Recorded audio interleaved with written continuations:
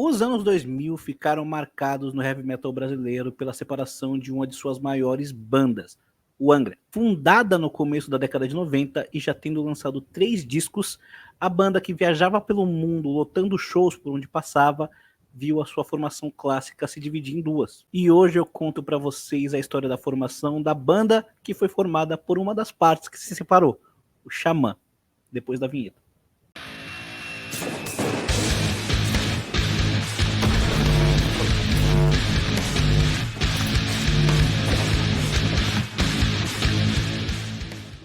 Bom, antes de começar, novamente, as referências que eu estou utilizando para fazer esse vídeo são os livros Luiz Mariucci, Memórias dos Meus 50 Anos, e André Matos, Maestro do Heavy Metal. Além desses 2 livros, eu também me baseio em matérias de sites, revistas, algumas entrevistas dadas, inclusive, nesse canal. Beleza? Bora começar a nossa história. Como todo mundo sabe, o anúncio da separação do Angra Clássico aconteceu em agosto do ano 2000, certo? E criar uma nova banda, imagino eu, não deve ser uma coisa que você faz da noite pro dia. Mas vejam só, a primeira entrevista do Xamã como banda foi concedida na edição de setembro da revista Road Crew, ou seja, um mês depois do anúncio da separação do Angra. O que me leva a crer que a decisão de formar essa banda havia acontecido bem antes. Quem viu o vídeo que eu gravei e postei aqui no canal sobre a separação definitiva do Angra Clássico, sabe que o último show daquela formação aconteceu em novembro de 1999. Então, de lá até agosto de 2000, muita coisa aconteceu. Dentre essas coisas, com certeza, o acordo entre André Matos, Luiz Mariucci e Ricardo Confessori de formar uma nova banda. Ok, mas a partir desse acordo, como é que tudo se desenrolou? Calma que eu vou explicar. Segundo Luiz Mariucci conta no seu livro, ele, André e Ricardo já sabiam que o Angra ia se separar depois que eles fizeram aquela tour no México.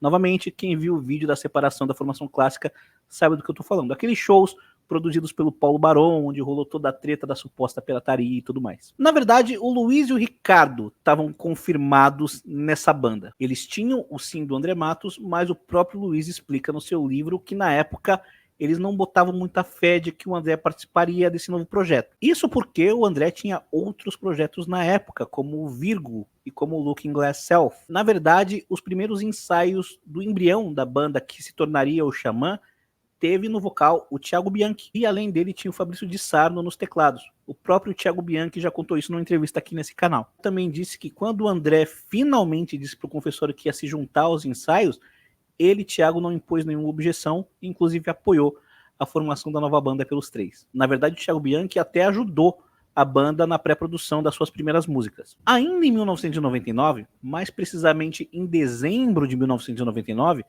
o Hugo Mariucci, irmão do Luiz, que era guitarrista da banda Henceforth e provavelmente já sabia que ia rolar essa separação na formação clássica do Angra, mostrou uma composição sua para o seu irmão e falou para o Luiz que se ele quisesse, ele podia usar essa composição nesse novo projeto que ele ia fazer com o Ricardo e com o André. Essa música em questão depois ficaria famosa como Time Will Come. Quando o André se juntou ao time, o Hugo Mariucci foi chamado para gravar a demo dessa formação. E aí a banda gostou do trampo dele e decidiu que ele ficaria na banda. O Luiz até chegou a sugerir um segundo guitarrista, o Marcelo Araújo, ex-Firebox, mas a banda decidiu continuar só com o guitarrista. Sobre o nome, o Luiz Mariucci diz que foi ele que deu a ideia de chamar a banda de Xamã. O livro do André conta que foi num churrasco na casa do Ricardo que ficou sacramentado o nome da banda depois de uma sugestão do Ricardo Batalha. E em depoimento ao livro do André, o próprio Ricardo Batalha conta que convenceu o André e o Ricardo a aceitarem a sugestão do Luiz. Ok, temos uma formação, temos uma banda com nome, e agora? E o material musical? Nesses primeiros ensaios, o Ricardo já havia composto aquilo que viriam a ser as músicas For Tomorrow e Blind Spell. O Hugo já tinha feito A Time Will Come, e o André trazia a sua bagagem, suas composições desde o tempo de faculdade, e inclusive uma música que havia sido rejeitada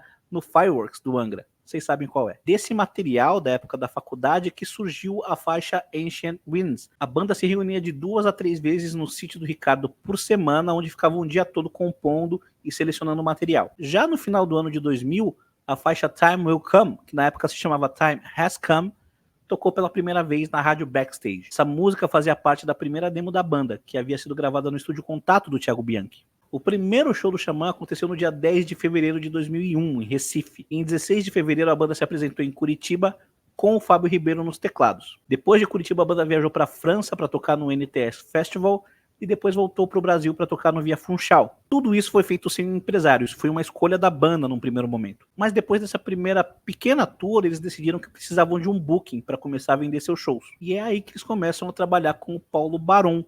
E logo de cara o Paulo faz a banda fazer uma turnê que passa por Argentina, México e Chile. O ano de 2001 serviu para isso, para a banda fazer shows, se divulgar, aparecer em programas de TV, enquanto finalizava a composição do seu disco de estreia. O último show da banda em 2001 aconteceu no mês de setembro. Depois que os shows terminaram, o André apresentou a faixa Here I Am para a banda. E ali ficou decidido que a banda finalmente tinha uma música para abrir o disco, que com o fim da turnê passava a ser a prioridade. Também em setembro de 2001, mais precisamente no dia 11 de setembro de 2001, vejam só que ironia, surge a empresa Xamã. Detalhe que essa reunião para consolidação da empresa Xamã aconteceu na casa do André Matos. E chegando lá, o André estava abismado com os ataques às Torres Gêmeas. Esses ataques ao World Trade Center inspiraram o Luiz a compor a faixa Over Your Head. A pré-produção do disco foi feita no Brasil e a gravação foi feita na Alemanha, no Gate Studio do Sacha Path. Tudo entre janeiro e fevereiro de 2002. Em fevereiro, inclusive, foi revelado que o disco se chamaria Ritual. Já na Alemanha, no estúdio, surgiu a última música do disco, a faixa Pride, e ela foi feita quase que de improviso, em 30 minutos. Essa faixa contou com a participação do amigo do André, Tobias Sammet, que meio que retribuía a gentileza do André de ter participado dos 2 primeiros discos do Avantasia.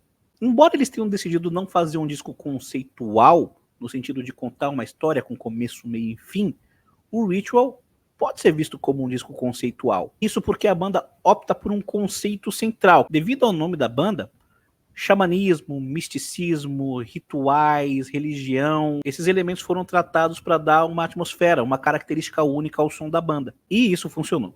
Nessa atmosfera de misticismo ritualística, o Ritual é lançado no dia 21 de julho de 2002. Antes de continuar contando essa história para vocês, eu quero dar um recadinho a respeito de como funciona o meu trabalho aqui no canal. Vídeos como esse que você está assistindo, nos quais eu conto histórias, dão bastante trabalho para serem feitos. Isso porque, apesar de eu ser fã das bandas sobre as quais eu conto histórias e ter um certo conhecimento a respeito delas, para atribuir mais credibilidade ao meu roteiro, eu sempre tento me basear em livros, entrevistas, matérias, tudo isso para entregar um roteiro bem embasado. Esse vídeo aqui, por exemplo, me custou 3 dias para deixar o roteiro pronto. Uma vez que o roteiro ficar pronto, aí eu vou gravar. E essa parte também é cansativa. Para dar uma base para vocês, se o vídeo que vocês estão vendo tem 10 minutos, pode ter certeza que eu fiquei de 30 a 40 minutos gravando. Tem 20 minutos, eu passei 1 hora, 1 hora e 20 gravando. E depois de tudo isso, ainda vem um processo bem árduo e bem cansativo para mim, que é o de editar tudo. Pegar todo aquele material gravado, às vezes mais de 1 hora e meia de vídeo e condensar em 15, 20 minutinhos. E esse trabalho para ficar pronto é um dia. Você, obviamente, fica com filé mignon, o produto final, o vídeo prontinho, editadinho, postado e tudo mais. Mas para esse vídeo chegar até você, eu tenho que trabalhar bastante. Por isso eu convido você a apoiar o trabalho que eu faço aqui no canal, e você pode fazer isso de algumas maneiras. A primeira delas é contribuir via Pix. O nosso Pix é esse aqui, o e-mail do canal, imagenscast@gmail.com, e você pode contribuir com qualquer valor que quiser. Te agradeço. Você pode contribuir virando membro do canal, e pelo amor de Deus, virar membro é muito barato. São 4 categorias de membros, sendo que a mais barata delas custa R$ 2,99 por mês. Você vira sócio do canal, me ajuda mensalmente e tem benefícios por isso. Esses benefícios vão desde acesso antecipado à entrevista, versão estendida de entrevista, participar de um grupo de WhatsApp comigo, e uma outra maneira que você, principalmente que é guitarrista, tem de nos ajudar, é adquirindo o curso de guitarra do Marcelo Barbosa. Ele que é um dos melhores guitarristas do mundo e tem um método super eficaz de ensino que com certeza vai levar o seu nível de guitarra para um outro patamar. O link para você adquirir o curso está aqui na descrição, e adquirindo pelo nosso link você nos ajuda. Então, se você puder apoiar o trabalho que eu faço aqui no canal de qualquer uma dessas formas, eu te agradeço imensamente. Se não puder, tudo bem, muito obrigado do mesmo jeito. Mas você pode deixar o like, isso não tem desculpa, então aperta o joinha aí, beleza? Recado dado, bora voltar para nossa história. Ritual lançado agora é só sucesso, é correr pro abraço, certo? Na verdade não. Os primeiros shows do Xamã após o lançamento do Ritual foram decepcionantes. Eles aconteceram em Porto Alegre, Balneário Camboriú e Curitiba. E, por exemplo, se o Angra botava 1.800 pessoas no Bar Opinião, em Porto Alegre, o Xamã botava 300. O show de Balneário tinha 100 pessoas. Muito disso se deve ao fato de que o Ritual só chegaria no Brasil em agosto. Então pouca gente conhecia o material. A gente está falando do ano de 2002, gente. Não era tão fácil ter acesso às músicas assim online. E se antes de lançar o Ritual eles podiam usar o marketing de show dos ex-integrantes do Angra, com o lançamento do Ritual e a necessidade de emplacar o disco e a marca Xamã, isso passou a ser inviável, até porque naquela altura do campeonato o Angra já havia se reformulado, já havia lançado o seu disco com a nova formação, o Rebirth. Esse disco caiu na graça dos fãs e da crítica e a banda ia de vento em pompa. Mas tudo isso ia mudar no mês de agosto. Por dois motivos. O primeiro, obviamente, o Ritual chegava no Brasil, finalmente. O disco ia ser distribuído no Brasil pela Universal, que havia assinado com o Xamã. E em segundo lugar, a Universal assinou com o Xamã porque o vice-presidente artístico da gravadora no Brasil, o Max Pierre, estava atrás de uma música para botar na nova novela das 7 da Rede Globo, a novela O Beijo do Vampiro, que estreia em agosto. A novela, como o nome diz, ia tratar de vampiros, ia ter uma estética mais dark, mais gótica. E o personagem do Tarcísio Meira, o vampiro Boris, precisava de um tema para tocar quando ele aparecesse em cena. O Guilherme Canais, técnico de som do Xamã e amigo do Max Pierre, ouviu o Max falando isso, que precisava de uma música para botar na novela, mas não achava de jeito nenhum. Por sorte, quando ele ouviu o Max falar isso, ele estava com o Ritual em mãos. Aí ele disse, vem cá, ouve essa música aqui. A música Fairy Tale, que foi rejeitada pelo Angra e virou motivo de chacota pelo produtor do Fireworks, Chris Tsangarides, que a batizou de Fairy Tale, passaria de humilhada a exaltada e garantiria o contrato do Xamã com a Universal. E além disso, ia emplacar numa novela da Globo, na novela das 7, ia tocar todo dia em horário nobre para o Brasil todo ouvir. Era o empurrão que o Xamã precisava, não só para começar a lotar os seus shows, mas para virar uma banda mainstream no Brasil. A partir dali foi só sucesso. Eles começaram a participar dos programas mais populares da TV brasileira, como Altas Horas. Foi um sucesso surpreendente, inesperado, mas incontestável dado a qualidade do disco. E tudo isso precisava ficar imortalizado em um registro da banda tocando ao vivo. E esse registro veio no dia 5 de abril de 2003 no Credit Card Hall. O Ritual Live entrou para a história como talvez a melhor apresentação registrada de uma banda de heavy metal brasileira já feita na história. Mal comparando, é o Live Aid do metal nacional. Dada a perfeição desse show, parece que tudo foi minuciosamente planejado por meses, né? Na verdade não. Aspas pro Ricardo Confessori. Esse DVD foi decidido muito pouco tempo antes do show. Marcamos um show normal e começamos a divulgar alguns meses antes. Foi vendendo o ingresso bem. Na época, o empresário que marcava os eventos era o Paulo Barão. E ele disse que a gente tinha que gravar um DVD. A gente pensou, como fazer um DVD se só tínhamos um disco? Ele disse que poderíamos gravar nossas músicas e colocar outras, além de chamar convidados. Isso aconteceu faltando um mês para o show. O Tobias Summit já viria de toda forma, já estava decidido antes. O Paulo Barão também conta como foi concebida a ideia de realizar o Ritual Live, abre aspas. Estávamos vindo de Belo Horizonte de ônibus e falei que tinha uma ideia.